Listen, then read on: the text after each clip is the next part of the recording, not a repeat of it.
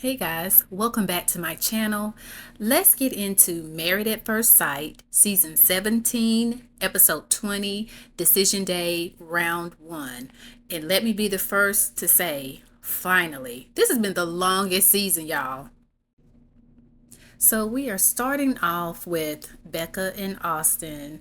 And of course, Austin has left the shared apartment. Again, it is decision day, but Austin has left the shared apartment already. So they are, getting ready separately to go to the place to make their final decision. And just kind of going down memory lane with this couple. I mean, from the beginning, they seem to really like each other and enjoy each other. But once Austin was not really trying to be intimate or couldn't be intimate with Becca. Now we it's still to this day don't know why. If it was that he wasn't attracted to her physically or if he couldn't physically be with her intimately, we don't know. But because they could not get to that point, this relationship broke completely down. And as the experts are talking, they're saying, on paper, this is a good couple. They have great chemistry together, and they do, but for whatever reason, they could not get past this hurdle. So, as both Austin and Becca are pulling up, separately to the meeting spot, well, first of all, the experts are there and they're kind of doing a summary as well on Austin and Becca and just talking about how, again, they look good on paper. Once Austin and Becca come in, I'm really thinking that, you know, right now it's great that the experts are there, but the experts really need to try to be there more for the couples. I mean, they are literally we only see the experts a few times throughout the season, but I would think that you got to have a weekly check-in with the experts because there's no way you can meet a stranger and marry a stranger at first sight and the odds of it working out without the help of experts along the way it's gonna be low. um Becca and Austin, they really started off strong, but as time went on and things were not progressing, as a matter of fact things were regressing. The experts needed to step in. So now Pastor Cal is actually saying, you will find moments to connect when you get when you make your decision to stay together, basically, because Becca is voicing her concerns that, hey, Austin is completely different when the cameras and production is around versus when they're not, and I don't know if I can trust him. And Pastor Cal is saying, listen, once all of this is done, if you say yes, then you'll have that. And I feel like Pastor Cal is just wanting a yes out of this. No, that I don't think that should work like that, Pastor Cal. Now, Dr. Pia is stepping in and saying, every time she saw them, they were very affectionate with each other. And, she's asking, Becca, do you think that this is a lie as far as the whole, you guys being so affectionate and loving towards each other? And Becca is saying, you know, sh pretty much, yeah, because she doesn't feel as if Austin was gentle with her when the cameras were gone. His words were, a little bit harsh. Now I'm using my own verbiage here, but he wasn't as kind and loving to her when the cameras wasn't around. Now Austin, now I hope that it's some exaggeration here on Becca's part, but I don't think she's exaggerating. I'm gonna have to believe her. Becca is in tears, like she is hurt over this. So as the experts are continuing on, you can definitely tell that the experts are trying to convince them. They are definitely doing a lot of future talking, saying, you just need more time. You need to, there are things that can work through itself with more time. The experts are trying to convince them to say yes. I personally think that they should not say yes. Becca, we have already seen what Austin is not capable of. If you know, you know, and you know what he is capable of. Um, but ultimately, Becca says yes, that she would stay married, and so does Austin. I do think that if Becca would have said no, Austin would have said no too. But they have decided to give this thing a go. Hey, best of luck to both of you. I don't see it, I can't see it, but best of luck. And even though I personally can't see it between Austin and Becca, I will say this, like, okay, with this show, I believe that it will take more time to really get to know and understand. It's just that to me, Austin has already shown enough. Like, if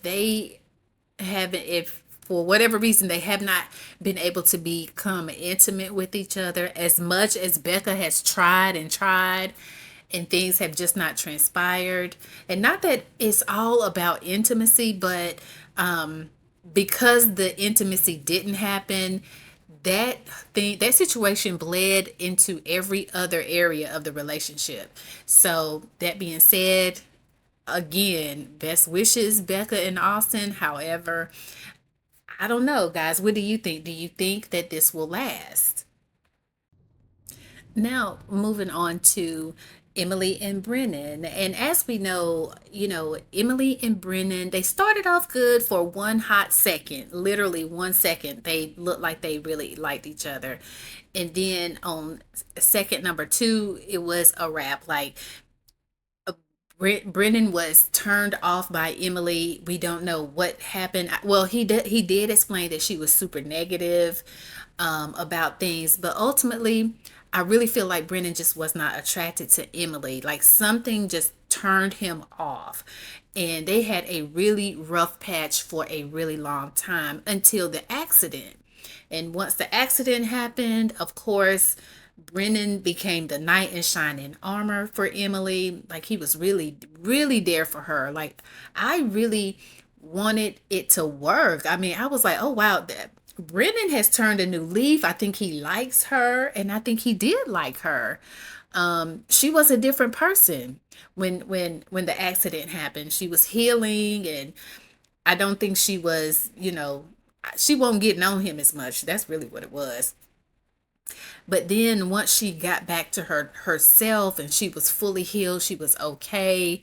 They were right back to the arguing and the disagreements and not being able to come together. And so what the experts are kind of discussing before Emily and Brennan come into the room is this whole situation, how they had this traumatic event, and how Brennan really turned a new leaf. They looked like they were doing better, but something clicked once again. Once she got healed, it all went away. And Pastor Cal is just talking about how he thinks that Brennan had a certain image in his head as far as who he would marry, who he would get. And because Emily didn't fit that, it was done. It was a wrap. Brennan just was not interested. So we have Brennan and Emily now entering the space with the experts. And let me just say this. Emily, girl, you look good, honey. You came in there like I'm about to make Brennan real mad. Girl, you look amazing. Brennan, you look good too. Actually, y'all are a really cute couple. Y'all look good together. It's unfortunate that, you guys have not been gelling well together, but y'all really look so cute together. Well, as they are talking, the experts are saying specifically, Dr. Pepper is saying, even if we don't get a happy marriage out of this, we hope that you can grow and be able to get that somewhere else. Now, they haven't made their decision yet, but that because the experts know where they have been tracking this whole time. I believe they kind of got a sense for what's about to happen. And so Brennan, starts to say, he just really couldn't. When he sees the red flags, that's it. He's done. He said it before, and one red flag, he's out of here. And that's what happened. I mean, he mentioned before that once he felt like Emily was being negative, it was a wrap for him. And Emily, I can tell she is really biting her tongue. She want to go off on Brandon, but because the experts are there, we're on TV. She's really trying to maintain her cool. So she does respond to him and say, at the first sight you run. Like, this is just what you do. This is who you are. And he says, I didn't run when you had that accident. Brennan, Brennan has a savior complex. Like, I'm starting to think, whereas before I was like, oh, that's so sweet. He really stepped up and stepped in when she had the accident. But did you do that so that you could turn around and kind of throw it in her face? I saved your life. Brennan, you're not God. Let's settle down. Settle down.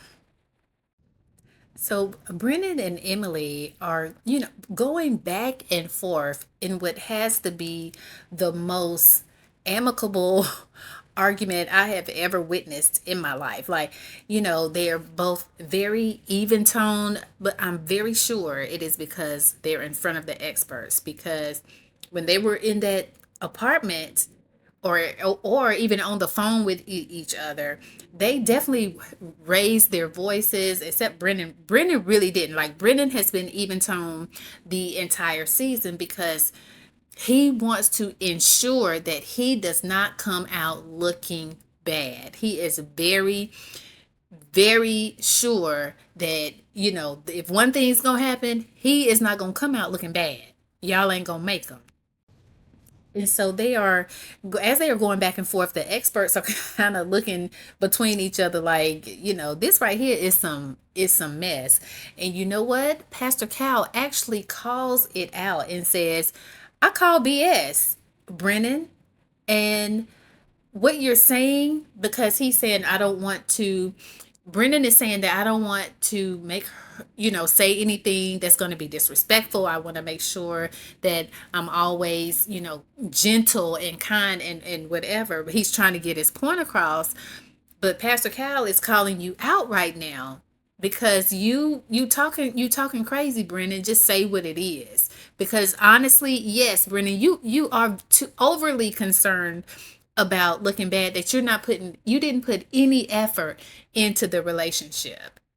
And it's crazy because it does seem like you care about her. You even admit that you care about her, and you acted like you cared about her when she went through that horrible traumatic accident, the way you stepped in and cared for her during that time. So I know that you care about her, but for whatever reason, it's not translating. So right now, Brendan is apologizing. He's given the opportunity to apologize for basically disrespecting Emily, even though he says he didn't try. He wasn't trying to disrespect her. He was really, in his mind, trying to protect her. But ultimately, it ended up disrespecting her. And so Dr. Pepper said, do you feel like, whatever you had to say to her that you feel like you were protecting her from would have devastated her? And he says yes. Well, Brennan, at this point, we need to know what it is. What is it that was so horrible, so horrific, that you was afraid to say or didn't want to say because you didn't want to look bad, not because you thought it was going to be disrespectful to her. You just didn't want to look bad. What was it? Come on, give us the tea. Well, ultimately, both Emily and Brennan decided no. They both said no, that they did not want to stay married. Again, Brennan decided on day two, I'm exaggerating, but on day two, that he didn't want it. Something definitely was off. The physical, he did mention the physical attraction to her was off. And it just wasn't going to work. She really, I believe that she really did put forth her best effort. Nevertheless, best of luck to Brennan and Emily separately, because they decided not to stay married. So moving on to Claire and Cameron. um you know Cameron has not been around for quite a while. I mean, they were doing okay in the very beginning. You could tell that when they first got married, they both found each other attractive. However, at some point, there was a disconnect. I don't believe that they had been intimate at all during this process either. I do believe that Cameron was wanting intimacy with Claire. However, Claire could not quite get there. I really felt like Claire kind of friend zoned Cameron. And when that happened, that's when things kind of fell apart. Now, Cameron ended up leaving the shared space, and then he got sick. So we haven't really seen a whole lot of Cam in the past few weeks. I believe he was in the hospital, and once he got out, I think he made one showing with Brennan. But other than that, we hadn't seen a whole lot of Cameron. But here we are at this decision day. Now, a while back, they also both said that this was before he got sick. They both said that if they had to make their decision on that day, they both would have said no. But here we are. Now, personally, again, this is not a relationship that I think needs to move forward. Now, I don't understand, like I said, initially, if they both liked each other, if they were both attracted to each other in the beginning, what happened? What transpired for them to lose that attraction with each other? Now, as they are showing up to meet with the experts, I'm noticing that it is snow. I mean, they're in Denver, they're in Colorado, and it is snow on the ground. And Claire has on a sleeveless, backless dress, and it's cold.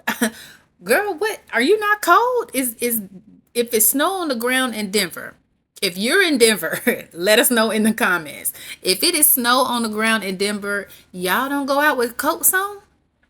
I don't know about this. So what's interesting here is that Cameron and Claire are discussing something that came up before he moved out. And one of the things that happened was, Cameron, they were talking about what they asked for when they first started this process. What kind of person were they looking for? And Cameron must have said, he was looking for someone that's slender.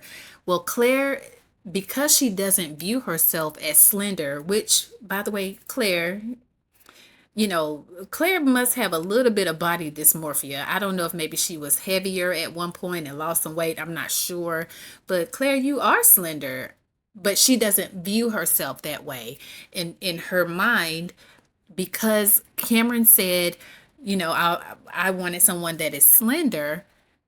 And even though he thinks that she's very beautiful and slender, she doesn't view herself as that. So her thought is, oh, I'm not his type. And that is where she friend zoned Cameron. And it's been an issue ever since. Now, the experts are also asking, hey, why didn't y'all bring us in? Experts, hello? This is y'all show. Why weren't y'all there? Y'all need to set these appointments up from the get go, not just come in when they're saying, oh, we need to talk to y'all. Is that not the thought process of this show? This is crazy to me. The experts need to be there, be set one-on-ones with these couples every week so that they can get through this process and have a better success rate. So, both Cameron and Claire are actually, well, they're speaking to each other, and they're both taking accountability for where he went wrong, went wrong, the things that they didn't say to each other, the things that they did say to each other, they're apologizing for. And, ultimately now they are making the decision, and Cameron goes first. And Cameron, now at the previous episode, Cameron mentioned that if Claire says that she wants to get married or stay married, then he would say that too. Well, he went first, and he actually said no. He says that he feels like he views her more as a family member or as a sister, and the love that he once had for her was gone at this point. He was very nice, very respectful with his response to her, but he did say that. And so she also, of course, said that she wanted a divorce. I don't think that, if it were me personally, like if my partner is saying I want a divorce, then of course I'm gonna say that too. I'm not gonna be like, well, I want to stay married, because why would somebody say that? So at this point, we're batting one out of three, which is not good odds, guys. But nevertheless, it is the evening of decision day, and Becca is actually on the diary cam saying that she's at home, and she had just received a text from Claire, and saying that, well, from Claire and Emily. Claire and Emily are hanging out together. But Becca's at home, and Austin and Brennan are out with one of the producers. And so once again, Becca is just saying, here we are. What we thought we wanted to work through was, the fact that production and cameras were around, and here's our opportunity. Uh, and Austin is out with Brennan, with one of the producers. And so she's just saying, it's just, no matter how you slice this, Austin, it's not going to look good for the cameras. Now, it's not really saying what happened when Austin was out. So, I mean, I'm not going to assume anything. Just saying that he's out with the production. What is production? I don't know. I'm unclear if we should be concerned about that or not.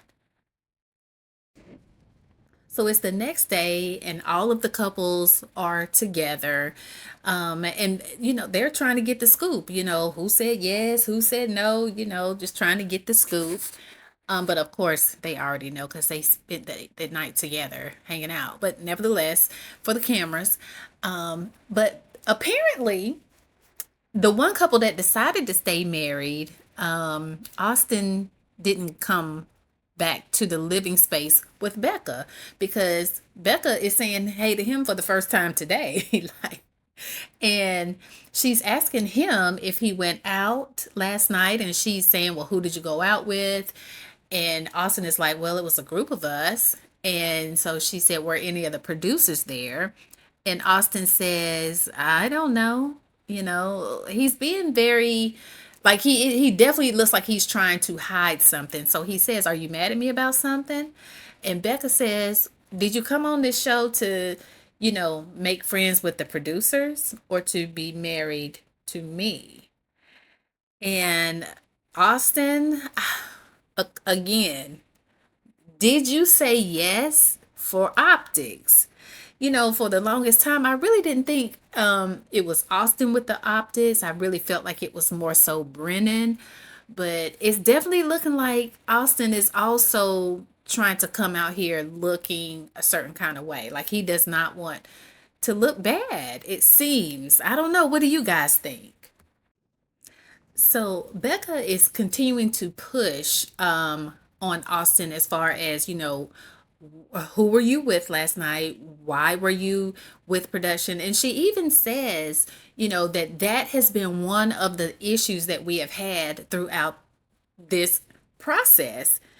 And I'm thinking, Becca, this is the first time we heard there was an issue with a producer. Has this been going on? Is this the reason why, you know, Austin, could it be that Austin was attracted to someone else, i.e. the producer? I don't know. Allegedly, I don't know. Austin, speak up. What's really happening? So Becca goes on to say, that she has been having trust issues because of the whole two-person that she is dealing with in Austin, the two people in one that she's dealing with, the Austin on camera versus the Austin off camera. And the fact that, the constant rejection that she feels from him, the intimacy that she's not getting. And because she's feeling like this, she keeps saying, "This is why I was going to say no on decision day. This is why I was going to say no." And now Austin is saying, mind you, they're in front of the whole group. So Lauren actually says, so Becca, what are you trying to say? I mean, misery love company over here. Never mind. But so Becca says, what I'm saying is I'm angry right now. I'm heated right now. So Becca is not saying that I don't want to be here. All she's saying is, I don't trust you. I was going to say no. She's getting her feelings out, but she does not want to say, I don't want this. And so then Austin begins to say, okay, well, I don't know what you want me to do. I admit that, maybe I did have my priorities misplaced, but I don't know what you want me to do or say at this moment. And Becca says, so what I hear you saying is that you don't want to work on this. Becca, okay, so let's go ahead and say what it is. I can tell you don't want to say that you don't want the relationship, but you don't.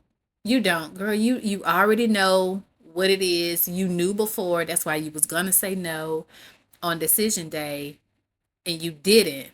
Now here we are, and we have the Austin that you don't care for very much because that's who he is for real in real life. Yeah, y'all might want to go ahead and cut this one off. So again, we are here with the entire group, like all of the couples are here, and can't they're talking about being silenced because Becca has said that she's felt silenced. Um Emily has said that she has felt silenced. And so Cameron says, well, speaking of feeling silenced, Claire, who in our relationship is the one who felt silenced. And I'm looking at Cameron like, wait, what? What happened? And Claire is like, yeah, who? Because I've never said that. And Cameron is like, yeah, who? And Claire is saying, are you saying that you felt silence? No, Cameron, there were conversations that we had that everybody else didn't need to be privy to. And Cameron says, and for that, that's why I feel like you were trying to silence me. Okay, they having their own therapy session right here. Like they laying it all the cards out on the table. And none of these couples are gonna make it. Maybe Chloe and Michael, but we'll see. There's still time left. So I mean the rails have completely come off. Like it is totally the men against the women on here. And in Switzerland we have Chloe and Michael who aren't saying a mumbling word. But you know, Claire saying to Cameron, that he tried to silence her really set Cameron off.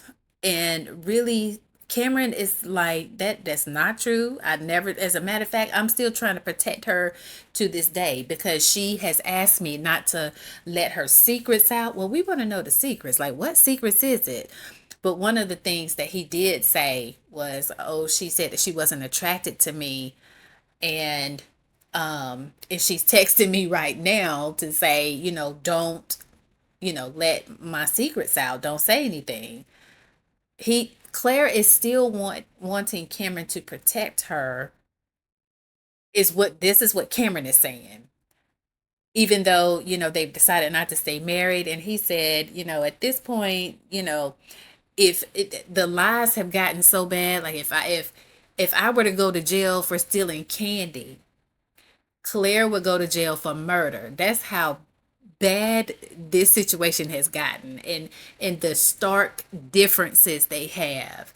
The versions that the women are telling versus what the men are saying that has happened and transpired during this process is completely different. And at this point, I don't even know who to believe. Who do y'all believe? Well, we're still the couples are still sitting out together and the tension has died down some. And so Michael actually asked the question to the group, since you guys have already had your decision day, what's the next step? What are you doing next? And Emily is actually the first one to speak up, and she's like, I, want to go over and speak with um Brennan because I want to make sure he can hear me. And I'm like, uh-oh, what's going to happen? But she actually says, I just want to take accountability for my part in this. And, she really just takes ownership, and she doesn't place any blame on Brennan in this moment. And she really just wants to be able to heal and move forward. And he, as she's talking, she is starting to tear up, and he grabs her hand, and he says, okay, so shall we just squash this? And she's like, no, we no, we ain't gonna squash it, but you all right. So and Lauren jumps in to kind of piggyback on her and Orion's situation, and basically she just says, ultimately it is what it is, but I am open to us being friends. And Lauren, I think you should just let it go, because just let it go, because why even be friends with Orion at this point? No, just let it go.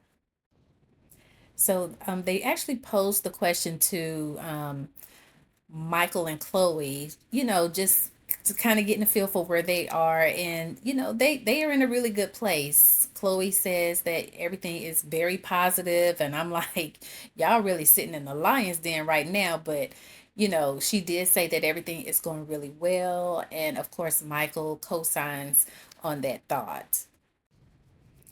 So Becca is now speaking on the whole situation between her and Austin. And basically she says, that she really, I believe Orion kind of asked the question to Becca, can you build a bridge? Becca, go ahead and build that bridge to nowhere, because no, we're not building a bridge. We're going to let it go. And she does say, she wants to take time to heal. And Austin says he feels blindsided. Austin, go somewhere and turn your head to the back like you've been had it all season, because we don't care. We don't care. You haven't, on one hand you seem like you've been kind of caring towards Becca, but on the other hand, and I think the other hand is the real you don't really have interest in Becca. So go ahead and let it, y'all, both of y'all, let it go. Becca, just let it go and move on. Well, that brings us to the end of this episode. This was part one of Decision Day, and that means we got another part coming. Help us, Lord. We're on episode 200,000 at this point, but no, listen, I hope you guys enjoyed the recap. And don't forget to like, comment, and subscribe to my channel. And I will see you guys on the next video. Bye.